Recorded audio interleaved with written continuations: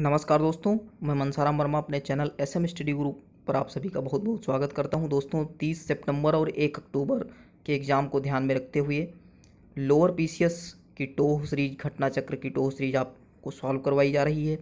यहां पे practice set number 4 चल रहा है। विज्ञान के 25 प्रश्न इस वीडियो के माध्यम से आपको सॉल्व करवाए जाएंगे। आप कमेंट में अपना स्कोर ज़रूर बताएँ लास्ट में, और विद एक्सप्लेनेशन हम लोग यहाँ पे करवाते हैं। तो स्टार्ट करते हैं वीडियो। बता देता हूं कि जिन्होंने अभी तक पार्ट 1 यानी कि प्रैक्टिस सेट नंबर 1 के सभी पार्ट्स, 2 के सभी पार्ट्स, 3 के सभी पार्ट्स नहीं किए हैं, प्लीज़ जा करके प्लेलिस्ट में सभी वीडियोस पड़े हुए हैं, चैनल विजिट करें और इम्पोर्टेंट वीडियोस जितने भी हैं आप देख लें। फर्स्ट क्वेश्चन आपके सामने है 86 नंबर। इसमें 25 प्रश्न होंगे, विज्ञान के होंगे। इसके बाद मैथ और रीजनिंग का भी आपको वीडियो प्रोवाइड होगा। एक तत्व की परमाणु संख्या से निर्धारित होती है। जिन स्टूडेंट्स को स्पीड में कोई प्रॉब्लम होगी तो आप स्पीडोमीटर आपके यूट्यूब ने प्रोवाइड किया है, तो आप जो है उसका फ़ायदा उठाएं। स्पीड कम ज़्यादा आप कर सकते हैं। वीडियो को पॉज करके आंसर करिए, कैसे भी करिए, बट आपको आंसर करना है। एक तत्व की परमाणु संख्या से निर्धारित होती है, आंसर करना है। तो इस प्रश्न का सही आंसर होगा परमाणु में प्रोटॉनों की संख्या। एक तत्व की परमाणु संख्या परमाणु में प्रोटॉनों की संख्या पर निर्भर करती है।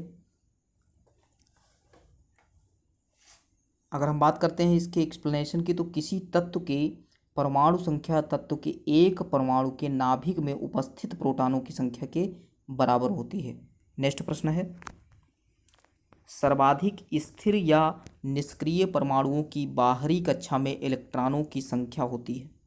सभी को आंसर करना है।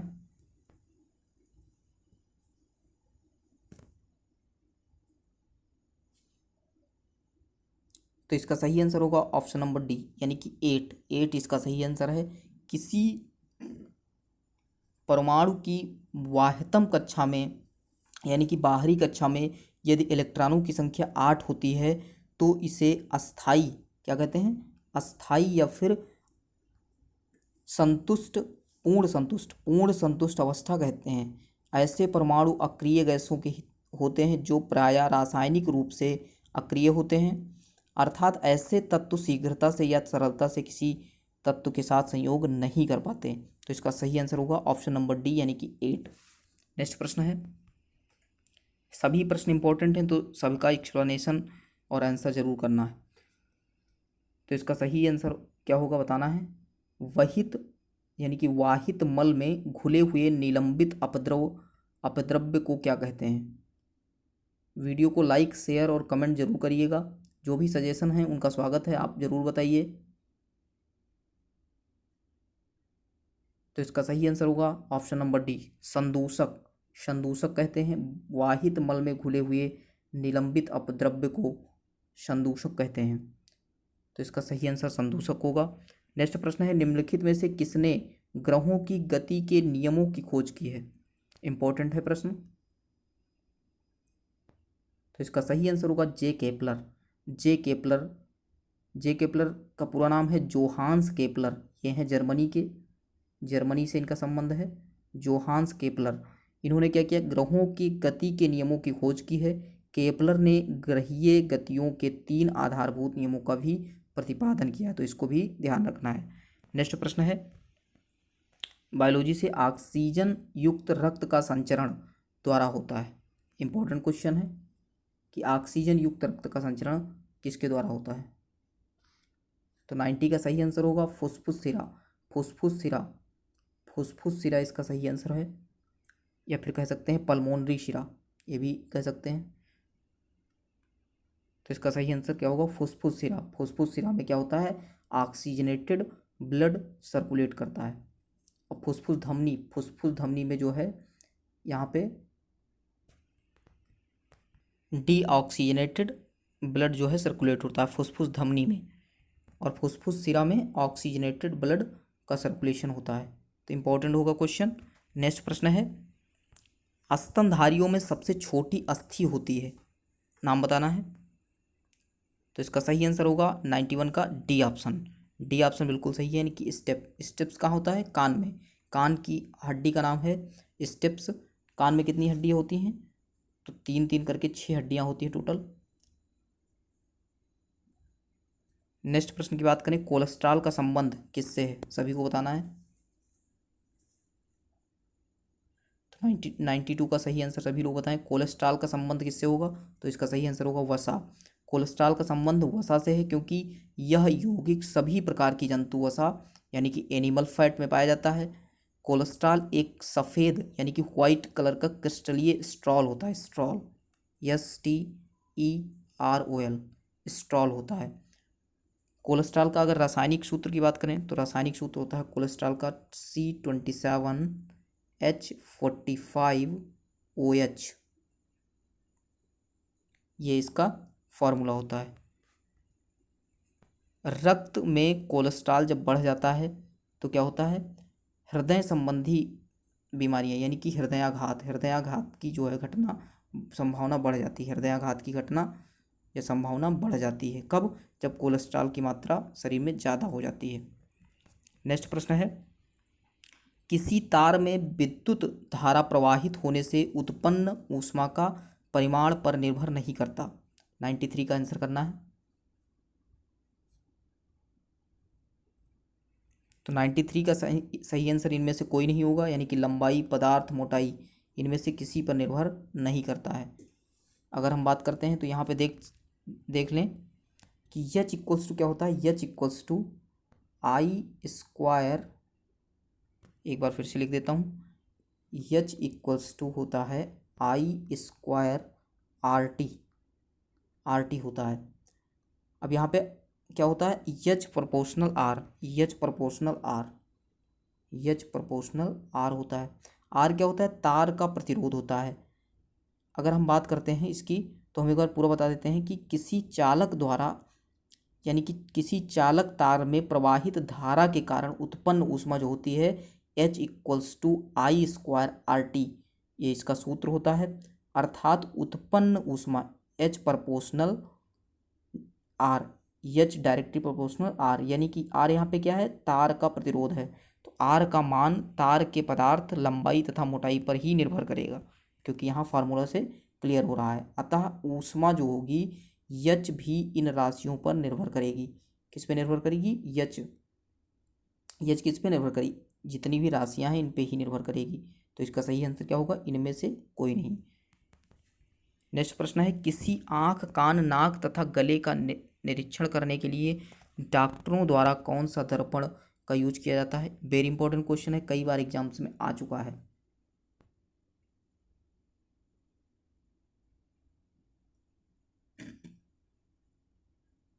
तो इस प्रश्न का सही आंसर 94 का ए होगा, यानी कि अवतल दर्पण। अवतल का मतलब होता है कॉनकेव। कुछ लोग कह रहे थे कि इंग्लिश की टोह सीरीज सॉल्व करवाइए, तो इंग्लिश की टोह सीरीज अभी मिल नहीं पाई है, इसलिए हम लोग हिंदी करवा रहे हैं। और जो यहाँ पे कठिन कोई होते हैं वर्ड्स उनको हम इंग्लिश में भी बता दे रहे हैं, कोई प्रॉब्लम नहीं है। तो कॉनकेव जो दर्पण होता है, कॉनकेव मिरर होता है, उसका यूज डॉक्टर लोग करते हैं। किसके लिए? डॉक्टरों द्वारा आँख, कान और गला की जांच के लिए किया जाता है। नेक्स्ट प्रश्न है, निम्नलिखित में से कौन सी एक प्रोग्रामिंग भाषा नहीं है? 95 का सही आंसर करना है। प्रोग्रामिंग भाषा नहीं है, तो इसका सही आंसर होगा option number C, FORTRAN programming भाषा नहीं है। बाकी C++ और जावा ये क्या है? प्रोग्रामिंग भाषाएं हैं। अगर फ्रंट लाइन की बात करी जाए तो फ्रंट लाइन क्या होगी बताते हैं। तो फ्रंट लाइन को आप एक सॉफ्टवेयर कह सकते हैं, कंप्यूटर का सॉफ्टवेयर कह सकते हैं। और बाकी जो लिखी हुई है लैंग्वेज है प्रोग्रामिंग भाषाएं हैं, C++ और जावा।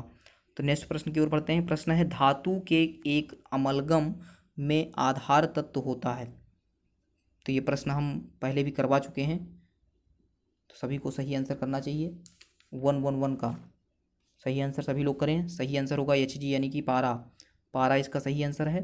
किसी धातु के अमलगम में पारा यानी कि मरकरी आधार तत्व बेस एलिमेंट के रूप में प्रयुक्त होता है। तो बेस एलिमेंट क्या होता है अमलगम में? तो होता है मरकरी, Hg। नेक्स्ट प्रश्न है, ग्रीन हाउस इफेक्ट क्या है? ग्रीन हाउस प्रभाव क्या है? तो यहाँ पे लिखे हुए ऑप्शन बताना है आपको। तो इसका सी ऑप्शन बिल्कुल सही है। पृथ्वी के वायुमंडल द्वारा रोके गए विकिरण से पृथ्वी गर्म पृथ्वी गर्म हो जाती है। तो ये क्या है, ग्रीन हाउस इफेक्ट है। इसके बारे में हम कई बार बता चुके हैं। नेक्स्ट प्रश्न है, पहले सुरक्षा एलिवेटर का आविष्कार किसने किया? पहले सुरक्षा एलिवेटर का आविष्कार किसने किया? सभी को आंसर करना है। तो इसका सही आंसर है Elisha Otis. Elisha Otis Elisha Otis ने सर्वप्रथम सुरक्षा एलिवेटर का आविष्कार किया। एलिसा ओटिस का सही आंसर है। नेक्स्ट प्रश्न है, कोलेस्ट्रॉल का संबंध, ये प्रश्न रिपीट हुआ है तो सभी को सही आंसर करना होगा। वसा वसा से होता है, इसके बारे में ही हम बता चुके हैं। नेक्स्ट क्वेश्चन है, एक पृष्ठाधार पत्ता में वाष्पोत्सर्जन की दर होती है। पृष्ठाधार यानी कि पृष्ठाधार की हम अगर बात करते हैं तो इसकी इंग्लिश लिख देता हूँ, डॉर्सी वेंट्रल। क्या होता है? डॉर्सी वेंट्रल इसको इंग्लिश में कहते हैं। पृष्ठाधार पत्ता में वाष्पोत्सर्जन यानी कि वेपोराइजेशन की दर क्या होती है, रेट क्या होता है, सभी को बताना है। तो इसका सही आंसर होगा बी ऑप्शन, निचली सतह पर सबसे अधिक होता है। निचली सतह पर, ये बॉटम में सबसे ज़्यादा होता है। नेक्स्ट प्रश्न है, कॉड लीवर ऑयल का स्रोत होता है। कॉड लीवर ऑयल का स्रोत क्या होता है? सभी को सही आंसर करना है। तो इसका सही आंसर होगा option number D. Option number D, vitamin A. Vitamin A बिल्कुल सही आंसर है। अगर बात करते हैं तो विटामिन ए तथा विटामिन डी दोनों का अच्छा स्रोत होता है। विटामिन ए और डी दोनों का अच्छा स्रोत होता है कौन? Cod liver oil. अगर कॉड लीवर ऑयल की बात की जाए तो ओमेगा 3 वसीय अम्ल का भी एक अच्छा स्रोत है। ओमेगा 3 के लिए हम इसका यूज़ करते हैं। नेक्स्ट प्रश्न है, चाल का मूल मात्रक क्या होगा? चाल का मूल मात्रक क्या होगा, सभी को बताना है। तो इसका एसआई मात्रक क्या होगा? मीटर पर सेकेंड। मीटर पर सेकेंड इसका एसआई मात्रक होगा। चाल बराबर दूरी बटे समय होता है, तो उस हिसाब से आप निकाल भी सकते हैं, मीटर पर सेकेंड। नेक्स्ट क्वेश्चन है, पूरे 25 प्रश्न होंगे इसमें। तो जब बल्ब के अंदर का तंतु टूट जाता है तब क्या होता है, सभी को बताना है। 118 118 नंबर क्वेश्चन है। तो इसका सही आंसर होगा ऑप्शन नंबर सी। सभी को पता है बल्ब फ्यूज हो जाता है। तो फिलामेंट किसका बना होता है? फिलामेंट होता है टंगस्टन का होता है। नेक्स्ट क्वेश्चन कंप्यूटर से रिलेटेड है। स्पैम निम्नलिखित में से किस से संबंधित है? सभी को पता होगा, जो यूज करते होंगे यानी कि जो ईमेल यूज करते होंगे, ईमेल जीमेल यूज करते होंगे, उनको स्पैम मैसेज मिलते होंगे, तो उससे संबंधित है। स्पैम ईमेल से संबंधित है। नेक्स्ट क्वेश्चन है, टीन का प्रतीक, वेरी इंपॉर्टेंट क्वेश्चन है। टीन का प्रतीक क्या होगा, सभी को आंसर करना है। इसका सही आंसर होगा ए, एसन होता है टीन का प्रतीक। नेक्स्ट प्रश्न है, एक अवधि में तत्व के समान होती है। तो एक अवधि में तत्व के समान होती है, तो इसका सही आंसर होगा option number C. Option number C यानी कि कक्षों की संख्या क्या होती है? समान होती है। एक आवर्त के तत्वों में परमाणु कक्षाओं की संख्या क्या होती है? इक्वल होती है, समान होती है। नेक्स्ट प्रश्न है 122 नंबर क्वेश्चन है, शाकाहारी तथा प्रथम उपभोक्ता खाद्य श्रृंखला में के कौन सी पोषी स्तर पर स्थित होते हैं? सही आंसर करना है। सही आंसर होगा इसका द्वितीय इसका सही आंसर होगा। एक बार पूरा क्लियर कर देते हैं कि एक खाद्य श्रृंखला का निर्माण प्रायः उत्पादक, उपभोक्ता और अपघटक से होता है। इसमें कौन होता है? उत्पादक होता है, उपभोक्ता होता है, अपघटक होता है। अगर इसमें हम बात करें उत्पादक की, तो उत्पादक अर्थात हरे पेड़ पौधों की बात की जाएगी, स्वपोषी होते हैं। तो हरे पेड़ पौधे प्रथम पोषक होते हैं, तो ये प्रथम स्तर पर आएंगे। तो यहाँ पे जब शाकाहारी अर्थात प्रथम उपभोक्ता द्वितीय पोषक स्तर पर स्थित होते हैं, तो इसको हम क्या कहते हैं? यहाँ पे जनरेशन हो जाती है, यानी कि फर्स्ट, सेकंड एंड थर्ड। तो यहाँ पे आते हैं उपभोक्ता, उपभोक्ता के बाद उत्पादक, उत्पादक के बाद उपभोक्ता, फिर अपघटक लास्ट में।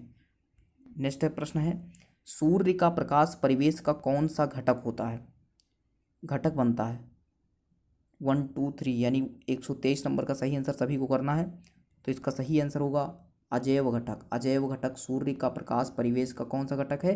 तो अजैव घटक है। कई बार हम बता चुके हैं इस ऐसे प्रश्नों को कि हवा, स्थल, जल, सूर्य का प्रकाश परिवेश में अजैव घटक हैं, जबकि पेड़ पौधे व जंतु क्या हैं? जैव घटक। पेड़ पौधे याद कर लीजिए, नोट कर लीजिए इसको, पेड़ पौधे और जंतु जैव घटक हैं। नेक्स्ट प्रश्न है, लार में मौजूद एंजाइम होता है? तो आंसर करें सभी लोग। इसका सही आंसर होगा option number B, ptyalin. Ptyalin क्या होता है? लार में मौजूद एक एंजाइम होता है। टाइलिन क्या है? एंजाइम है, एंजाइम। ये भी क्वेश्चन आ चुका है कि टाइलिन क्या है, तो ये एंजाइम है जो स्टार्च मंड के पाचन में सहायक होता है। किसके? स्टार्च यानी कि मंड के पाचन में, डाइजेशन में हेल्प करता है। कौन? टाइलिन। टाइलिन एंजाइम कहाँ होता है? लार में। नेक्स्ट क्वेश्चन है 1 to 5 यानी कि 125 नंबर क्वेश्चन का सही आंसर करना है। पैनक्रियाज की बात हो रही, अग्नाशय की बात हो रही। अग्नाशय में ऑप्शन लिखे हुए हैं, ऑप्शन नंबर सी बिल्कुल सही लिखा हुआ है। एक्सोक्राइन एंड एंडोक्राइन दो प्रकार की कोशिकाएं होती हैं। अब थोड़ा इसके पैनक्रियाज की बात हो रही है, बता देते हैं इसके बारे में। पैनक्रियाज जो होती है मानव शरीर की, यानी अग्नाशय मानव शरीर की दूसरी सबसे बड़ी और पहली पहली क्या है? यकृत। यकृत जो है सबसे बड़ी ग्रंथि है। अगर दूसरे नंबर की बात की जाए तो पैनक्रियाज मानव शरीर की दूसरी सबसे बड़ी ग्रंथि है। इसको हम क्या कहते हैं? मिश्रित ग्लैंड यानी कि मिक्स्ड ग्लैंड की श्रेणी में इसको रखते हैं। यहाँ पे एंडोक्राइन और अंतःस्रावी यानी कि एंडोक्राइन, बहिर्स्रावी यानी कि एक्सोक्राइन दो प्रकार की कोशिकाएं होती हैं। तो क्वेश्चन क्लियर हुआ। इस प्रकार 25 प्रश्न समाप्त हुए। मिलते हैं नेक्स्ट वीडियो में, तब तक के लिए धन्यवाद। जय हिंद, जय भारत।